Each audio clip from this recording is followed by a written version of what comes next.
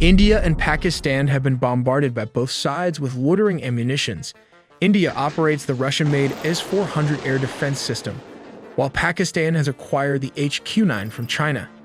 They're quite similar, as the HQ9 was a reverse-engineered by China based on the Russian S300 missile defense system.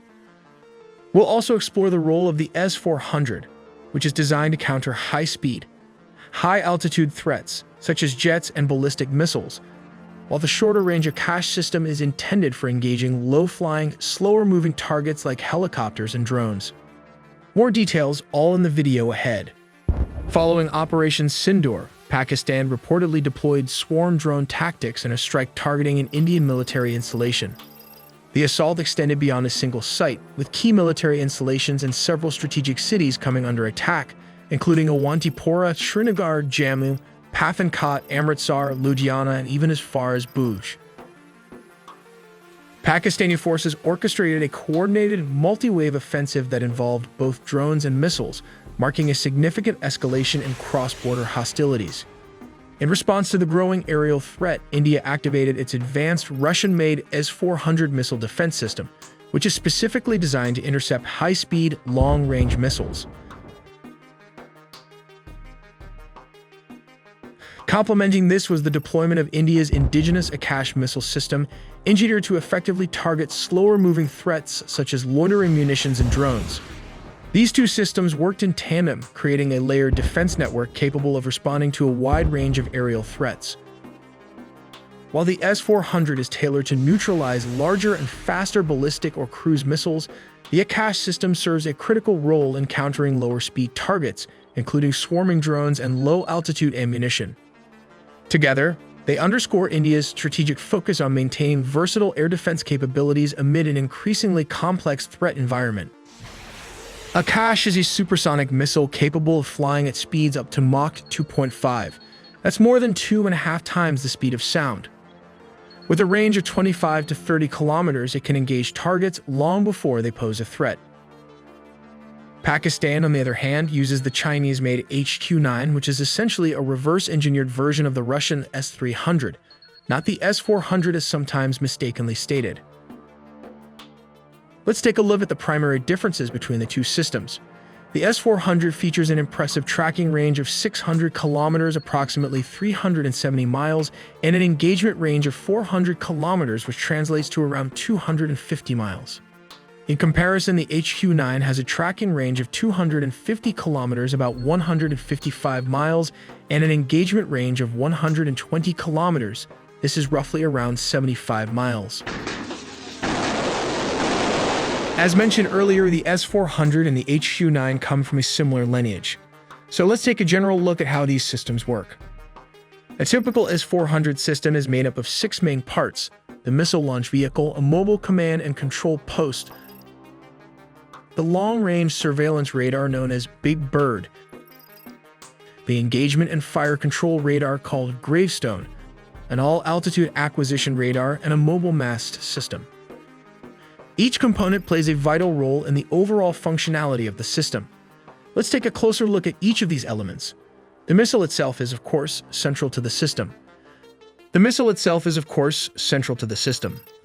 The launch vehicle that carries these missiles is typically the Baz tractor truck. These TEL vehicles house up to 4 launch tubes, which can carry a variety of missile types designed for different ranges and target profiles. There are 4 primary types of missiles in the S400 system. First, a short-range missile with a reach of around 40 kilometers. Second, a medium-range missile capable of hitting targets up to 120 kilometers away. Third, a long-range missile that can strike at distances of approximately 250 kilometers. Finally, the very long-range missile, which can engage threats up to 400 kilometers away. These missiles allow the S400 to create a flexible and layered defense envelope. Now let's move on to the radar systems, which are key to the S400's advanced targeting and tracking capabilities. The first and most prominent radar is the 91N6E Big Bird, NATO reporting name Tombstone. This acquisition and battle management radar is mounted on an 8x8 trailer. It can detect and track a wide range of aerial targets, including aircraft, rotorcraft, cruise missiles, ballistic missiles, and drones, up to a distance of 600 kilometers. It can simultaneously track up to 300 targets, making it one of the most advanced mobile radars in the world. Next is the Fire Control and Target Tracking Radar, also known as Gravestone. This multifunctional radar has a range of about 400 kilometers and is responsible for guiding missiles to their targets. It is sometimes referred to as an all-altitude detector due to its ability to track threats at various elevations.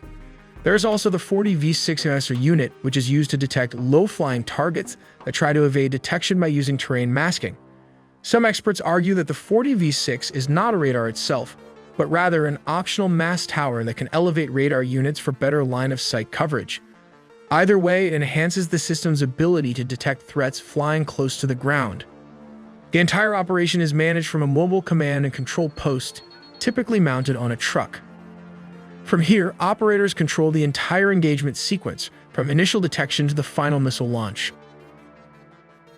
Let's walk through the basic step-by-step process of how the S400 system operates in a combat scenario.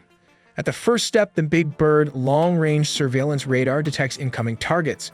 As mentioned, it can track up to 300 targets simultaneously. This information is relayed to the command and control center. At this stage, the system determines whether the target is hostile or friendly. Once a threat is confirmed, the command center decides whether to engage and, if needed, receives authorization from higher command. Once engagement is authorized, the command post instructs the launchers to fire the appropriate missile. The type of missile used depends on the range and nature of the target. Notably, the system typically launches 2 missiles per target to maximize the chance of a successful hit, one primary and one backup. The missiles are guided to the target using the engagement radar. This radar works in real time with the surveillance radar, continuously updating the missile's trajectory based on the target's movements.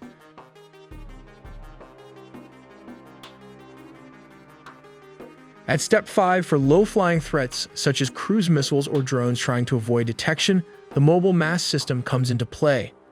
It can detect these targets even when they're flying under radar coverage and allows the command post to initiate a missile launch with mid-range interceptors to neutralize them.